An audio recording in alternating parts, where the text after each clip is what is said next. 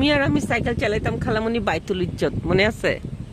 বানো, তখন আমি একটু বড় হয়েছি, এখানে আমি খুব ছোট ছিলাম। আর তোমরা সবাই মিলে আমাকে অত্যাচার করতা।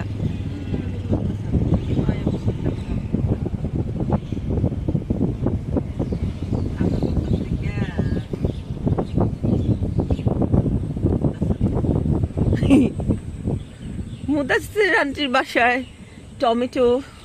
টমেটো কে ছিঁড়ছে, তুমি আমার পেটের মধ্যে চিমটি কাটছো। অথচ আমি কিছুই করি নাই, বুদাই ছিলাম একটা।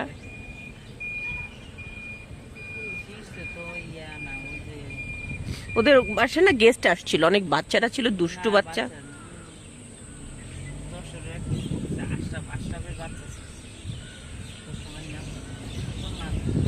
না, ওরা আমার থেকে একটু বড় দেখলাম।